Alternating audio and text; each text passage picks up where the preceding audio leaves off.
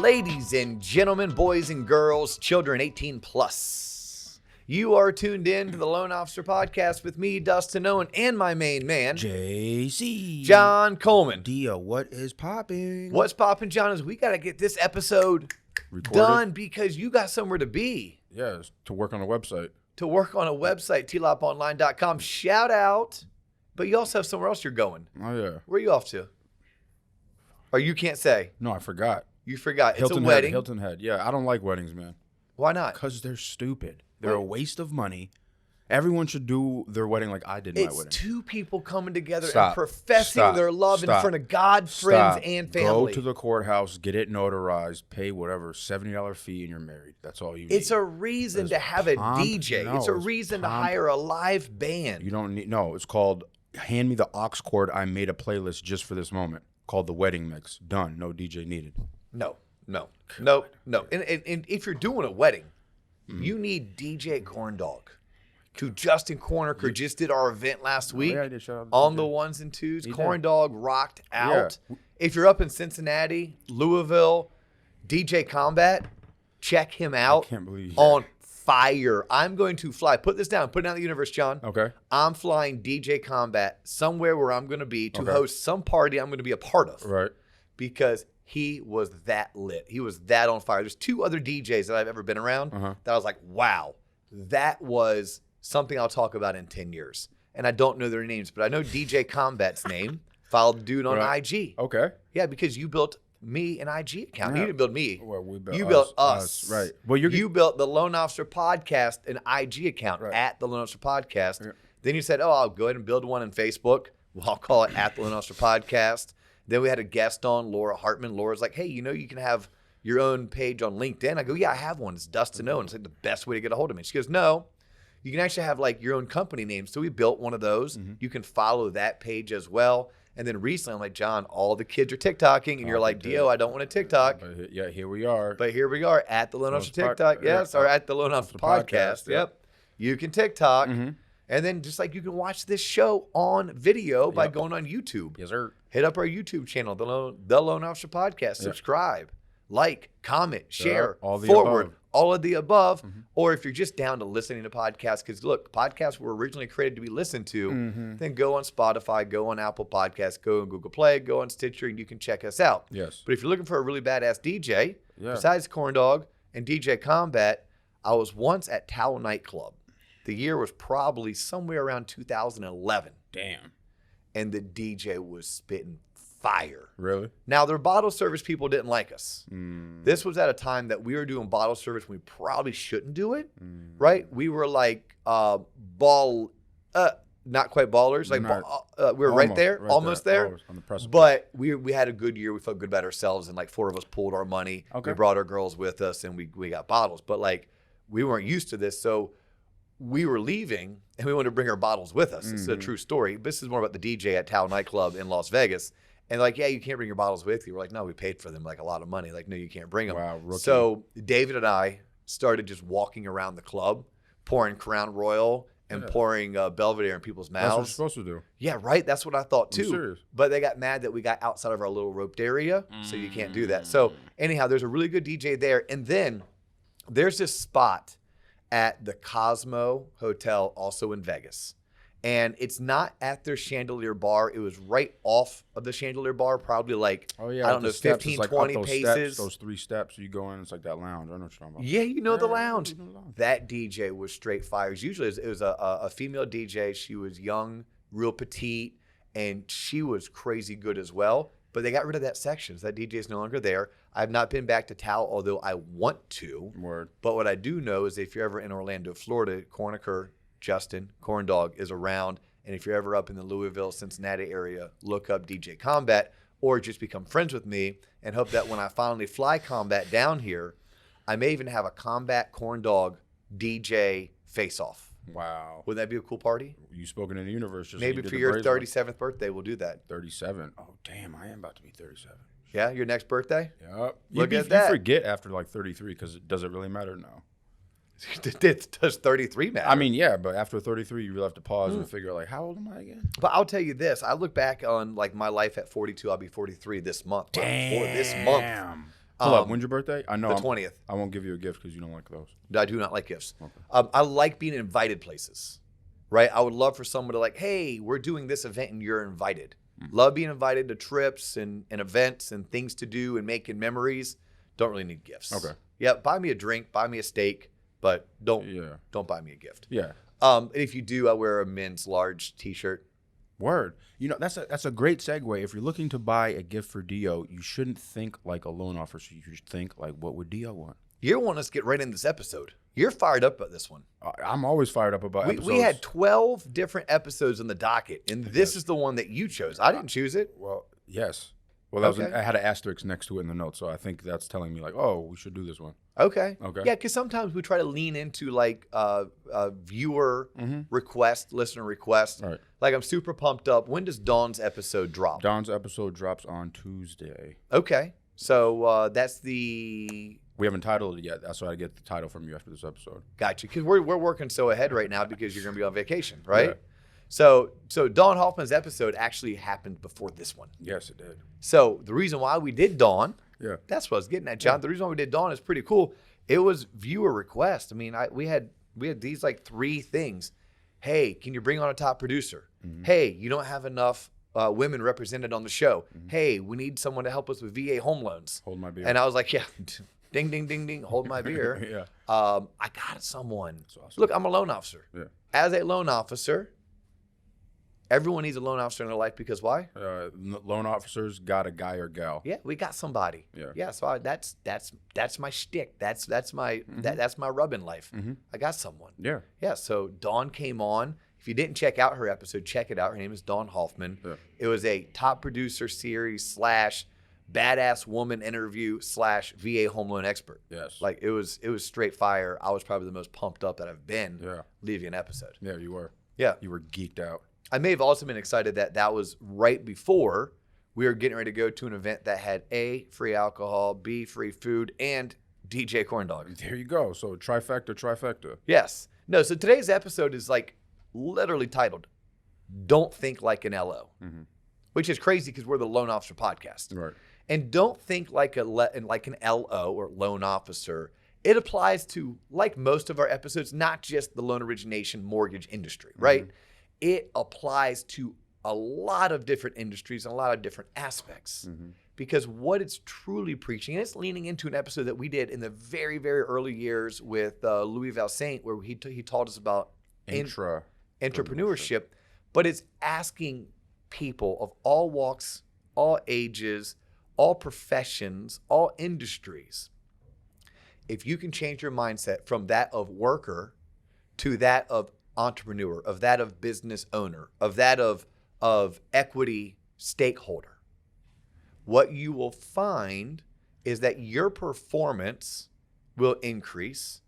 What you will find is that the way that you approach your work will be at a higher level, and it'll be respected and viewed in a favorable light by your peers as well as your superiors, right? Those that lead you as well as those that you lead. And most of the examples that we will use are going to be for our loan officer friends, but I would encourage anyone who's not a loan officer, maybe you're Jenny up in Chicago and you are a legal assistant or a legal secretary, right? Maybe you are Gary up in Boston and Gary works IT, right? Both are listeners of the show, right? And both could probably apply to what they do. So all we're going to try to do is introduce the ideas, but we're going to talk about it as it pertains to the loan officers, because we can allow loan officers who do tune in and who seek their advice. Yes. So stop thinking like a loan officer.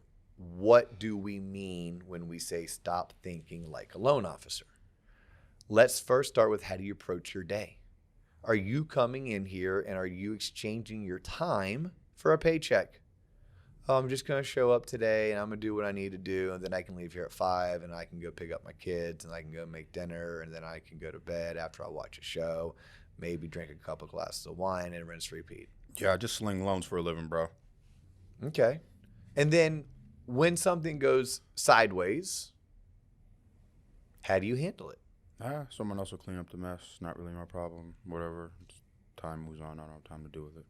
Yeah, so you sit back and you wait for someone to do it for you, Or you do it, but you kick and scream throughout the whole entire process, possibly burning bridges, possibly creating a work environment that people don't want to be a part of. Therefore, if they don't want to be a part of it, then they don't want to be around you. If they don't want to be around you and they're a valuable team member, they're going to ask someone in management to separate you from them. Right? It's very transactional. We talk about that when talking to our clients. We teach people to quit being transactional, build relationships.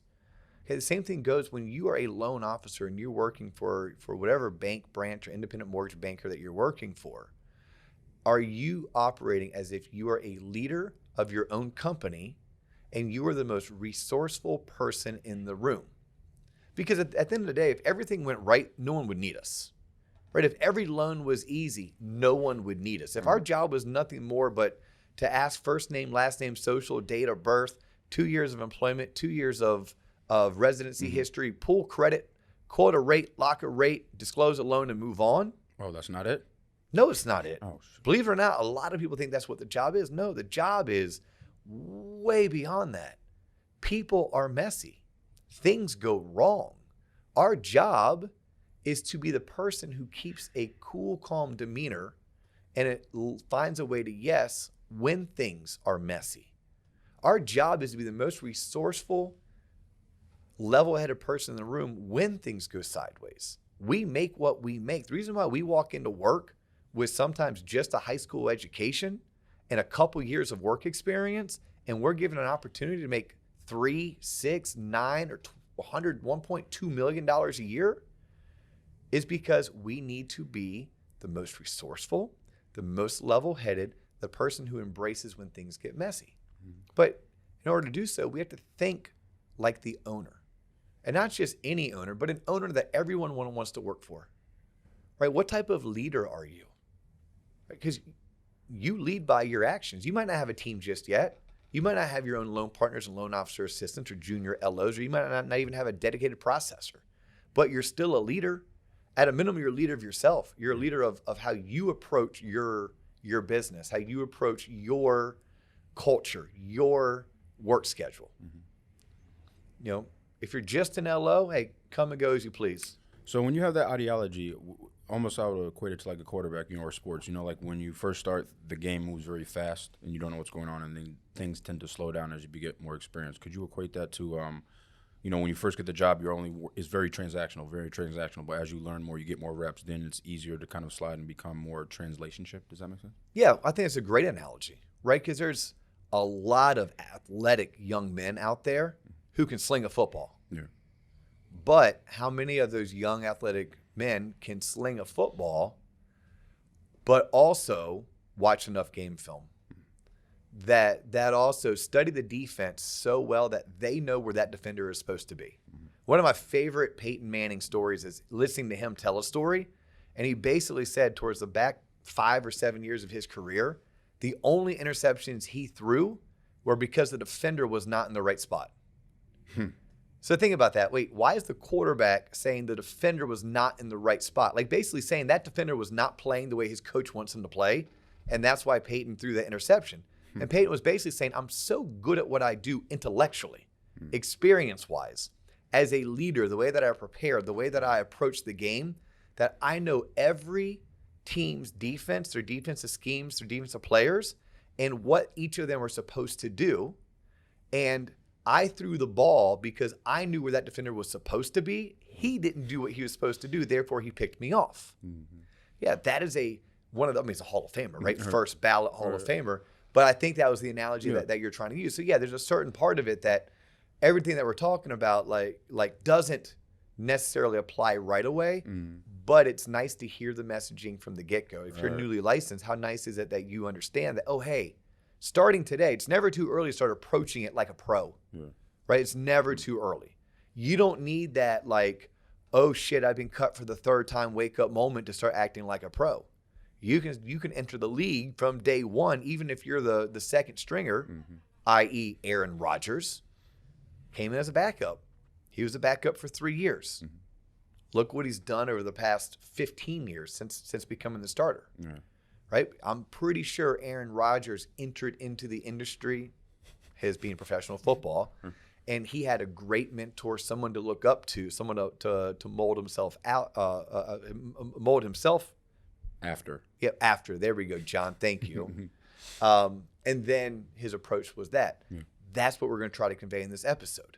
What do you do? If you're a cashier at Home Depot, do you come into work and do you exchange your time for your $12 or $13 an hour? At which point, you probably do your job. But if I need to cut hours, your hours probably get cut. If we need to cut personnel, you may be on the chopping block. Or do you come in and you're like, yes, I understand that I am entry level and I'm making $13 an hour, but I care about this company. I care about what our clients think about us. I care about how well the two cashiers down the row are doing. And if I can help them become better, it helps the company become better. I care about things like loss prevention. I care if people are trying to steal from my company.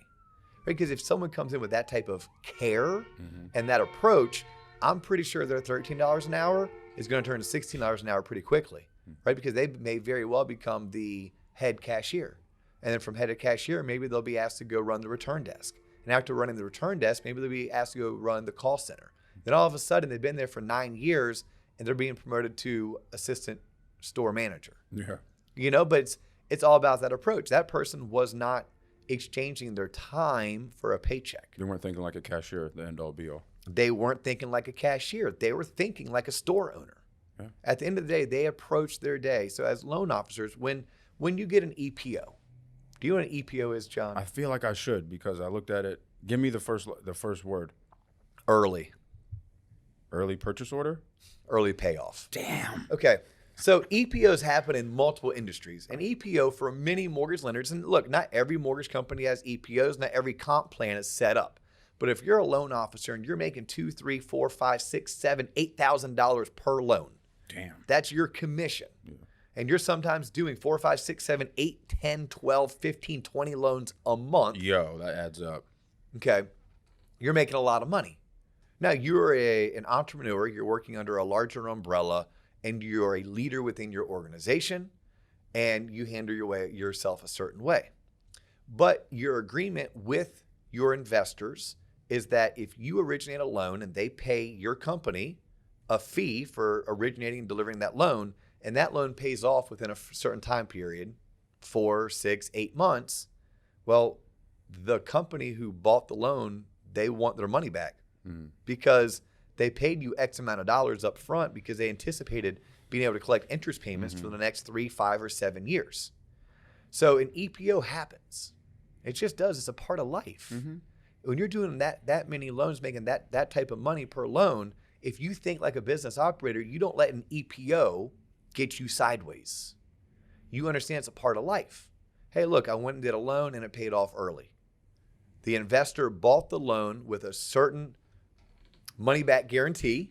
The money back guarantee was that if this loan pays off before 6 payments, then the person who sold me the loan, i.e. your mortgage company, has to reimburse the full amount of money that was paid. At which point the branch loses money, the mortgage company loses money, and the LO has to pay back their commission. Some LOs don't understand that. It gets their panties all in a wad. Really? It makes their days very sad. Look, no one likes losing money. Right? No one likes like earning a paycheck and then having to give it back.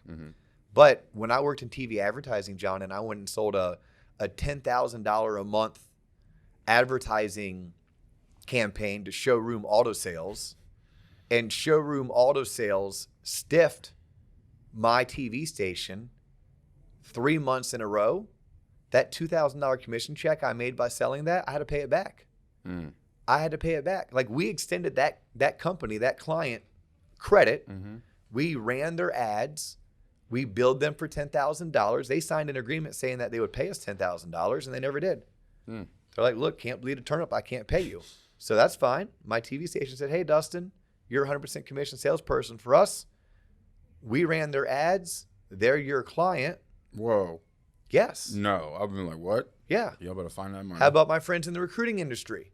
So I go out and I recruit a CIO, a chief investment officer. And that person's salary is $300,000 a year. My client's paying me a $60,000 finder's fee. That's how the recruiting industry works, boys and girls, by the way. But after 60 days, that CIO quits or I fire that CIO.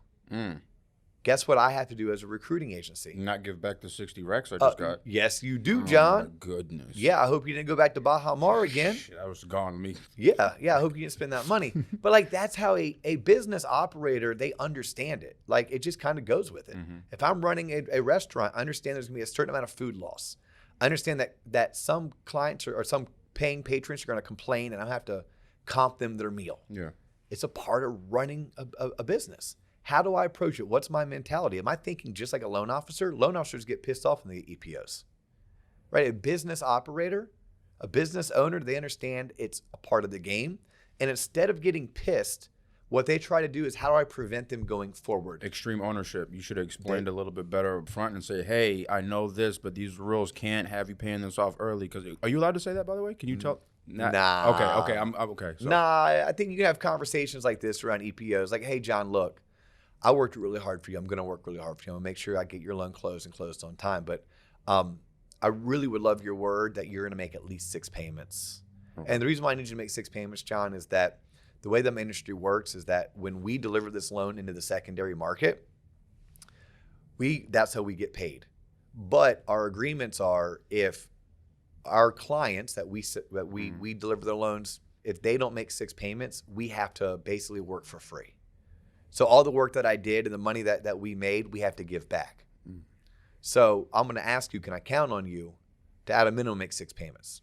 If you can make 6 payments, I have your word, you have my word, I'm going to do the best job for you. All right. Okay. Look, if you're not going to make 6 payments and you want to take your business elsewhere because you're going to feel bad for me, I understand that too, John. Right. Yeah, but they're a part of the business. Sometimes as a business operator, I'm going to take on a loan that I know I'm going to get EPO'd because that's my best realtor. Or because that client may have 3 loans right behind them that aren't going to EPO me. Right? So I need to be able to make those business decisions. Here's something else that loan officers say where a business owner would never say. Okay. A loan officer. Oh, I lost another one, John. Gosh, darn it.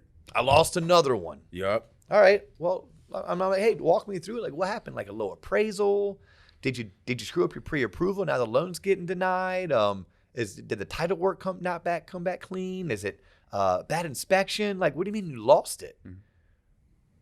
Oh, well, yeah, they decided they're gonna go somewhere else. Yeah, they wanted. I'm like, wait a minute. I never saw the loan in the pipeline. Did you ever like app it, disclose it? No, I didn't. No. But I had them. They gave me the word they're gonna go with me. Okay, well, you can't lose something you didn't have. That'd be like me saying, oh my God, John, I lost my brother. You don't have a brother? Yeah, I have a sister, but right. Maybe I could have had a brother if my parents tried harder. I don't know, you know? Right. But I can't lose something I didn't have, right? You had an opportunity. You had an at-bat. That's what you had. But, you know, even the best hitters in baseball, they look to get 3 hits out of 10 at-bats. And if they get 3 hits out of 10 at-bats, they go to the Hall of Fame. That's insane. You know, let's look at our quarterbacks. We talked about Peyton Manning being so great and Tom Brady being so great. How many times have they gone in a game where they completed 25 out of 25 passes? Rarely. No, how many times have they gone in a game and they didn't throw an interception? More than not. Every other game, maybe, but that means every other game they're throwing an interception. Like, there's no such thing as perfect. Just because somebody is eligible and they're curious and they want to obtain your product or service, they're not always going to choose you. You have to understand it's a numbers game, right? How about you celebrate all the things that you do have?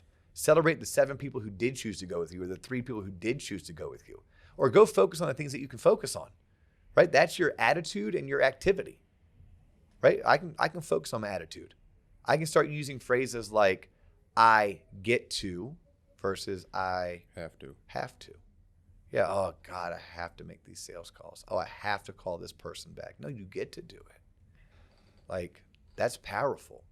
But that's where you can change your mindset, and you have to start thinking like a business operator. Like, this is your business. Like, think about your interactions with your disclosure desk, your lock desk, your processor, your underwriter. Are you approaching your conversations with them as if they look up to you and that you're going to work with them for potentially the next 20 years?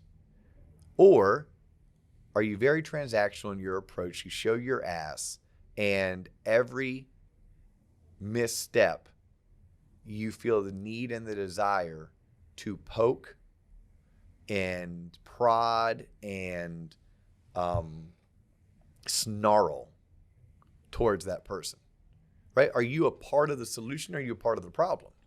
When I ask someone to like not think like a loan officer and think like a business operator or a business owner, business owners look to be resourceful and they look to be solutions to problems, right? We're not denying people don't have deficiencies. We're not denying that someone didn't make a mistake.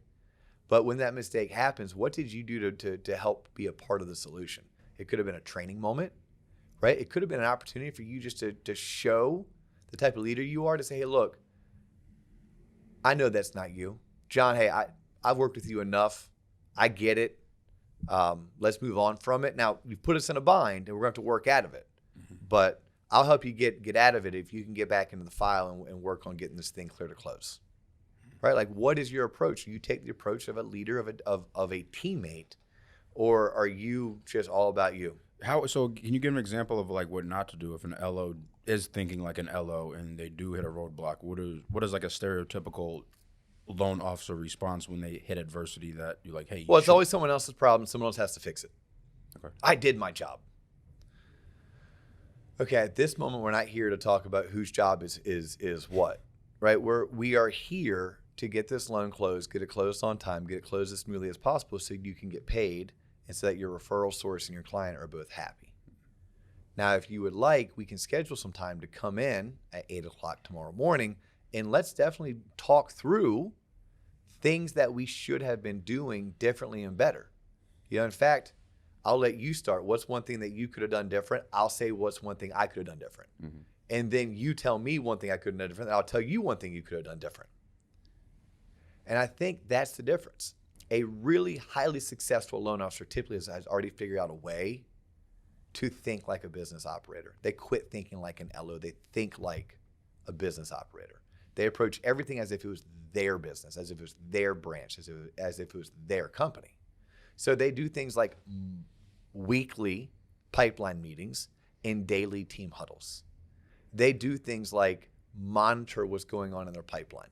They don't need a micromanager. They just need to know what's going on in their pipeline. They're probably already doing things like Tuesday status update calls to their referral sources. Like, they're very systematized and process oriented, because that is someone who runs. If you're running a successful business, you have to be systematized and process oriented. Like, if I go back to my Home Depot analogy, like, they have to figure out scheduling. In order to figure out scheduling, you have to know when are the high traffic areas or times of the week and the day. So I need to make sure I have 5 cashiers on Saturday between 10 a.m. and 2 p.m., but maybe I only need 3 cashiers between 6 p.m. on Sunday and 8 p.m. on Sunday. Same thing goes for staffing all 11 other departments. I need to have someone who's figuring out delivery, someone who's figuring out ordering, someone who comes in and cleans the place. Like, it's a big retail operation that has to be systematized. My son works at a Chick-fil-A. That Chick-fil-A has like 37 employees, like one little Chick-fil-A. Well, why? Because most people who work at Chick-fil-A are minors who are in school still, and you have to have that many because, Jackson may be able to work 18 hours right now during the fall semester, but come the spring semester, once volleyball season kicks in, he may be down to 8 hours. You have to be able to jockey all of those varying, right? So someone has to run that business. I'm encouraging everyone to approach their role as if they're the business owner, as if their voice matters, because it does matter. It does matter. And if you find that you work somewhere your voice doesn't matter, sit down and have a conversation with your direct report about how you can make sure your voice is heard. Well said. But other examples on loan officers and the approach, I think it all starts with your daily routines. What do you do? Do you get up? Do you put on your uniform, or do you go to work? And when you go to work, is work all about like me, and other people doing stuff for me? Or are you taking extreme ownership? Are you the type of person that sits back and waits for it to come for you, or do you go out and get it? Because someone who is resourceful, I talk about this with loan officers who want to hire assistants. And you probably heard me say this a dozen times, John. Like, oh, well, if I just had an assistant, I would do more. I'd get so much more business if I just had an LOA. Nope, bullshit. If you wanted to do more business, you would do more business. You just would. I mean, and then you would hire a loan officer assistant to help you become more consistent, to help you work less hours, to help you become less of a mess. Right. But like life just doesn't work that way. Like you have to flip the script, and it's a mindset thing. And sometimes that mindset is helped by education. By education, I'm talking about being able to go to the public library and buy some books. Whoa, there's a thought. I'm going to say buy. You don't buy books at the public library. You rent books. I knew what you meant. Yeah, but go check out some books at the public library on businesses, like on business practices, on successful people. And then I think that'll give you the motivation if you want it. Like, look, if you don't want it, then don't read books. If you don't want it, then don't come into the office consistently, and don't put on your uniform, and don't think like a leader, and don't think like an entrepreneur, like a business operator. Don't try to be a leader. Yeah, but then again, understand that you're going to be reliving every year in, year out. It's going to be Groundhog Day for you. Every day. It's going to be Groundhog Day. And you may be fine with that, and that's okay. And you may be fine with that for 7, 8, 9 years, and eventually you have an epiphany, right? Eventually maybe you have a come to Jesus moment where you're like, oh my God. But my encouragement is for people to think like they own the company. Approach every decision not just on how it affects this one thing, this one task you're trying to get accomplished, but how does this work in the totality of all the loans that are trying to get closed this month, and all the loans we're going to try to get closed this year, and all the loans we're going to close next year. And what type of precedent does this set? You know, not just, again, for this one transaction, but for all the transactions that come after it. Because as a business owner, you have to have those types of thoughts. You know, if I inappropriately scold someone for a minor defect in a loan file, well, what did I do for the next 17 to 25 loan files that come after it, right? Because I find that if I do a verbal tongue lashing that wasn't necessarily warranted, but maybe it was emotional because I'm acting like a teenager or like a child because I'm thinking like a loan officer and not like a leader or not like a business owner, then yes, I may have gotten my way. I got that person to show me the attention I craved. Hell yeah. Yeah. But that wound will take time to heal. And once it heals, it'll leave a scar. Mm-hmm. So am I going to be able to create a better working relationship and foster a better relationship with that person that's on my team, whether it's an underwriter, processor, closer, disclosure desk, lock desk? Or do I now have a reputation of just being another asshole? Got that rep as an asshole. Yeah. Yeah. Well, you have to think it's beyond this one transaction. It is beyond this one instance that you become a leader. And leaders, by the way, they teach. Leaders invest in other people. That's what a leader does. Like they lead by example, but they also invest in others, right? Because I can be a top producer without being a leader. I can go out there and just crush it and do a bunch of loans. Mm-hmm. But then when I come into the office, if I just steamroll everybody, right, and I just basically step on everybody, run right through them, run them over, I'm not a leader. I'm just a top producer who happens to be an asshole. Right? Okay, well, I'm really good at going out and getting loans and submitting applications that end up closing.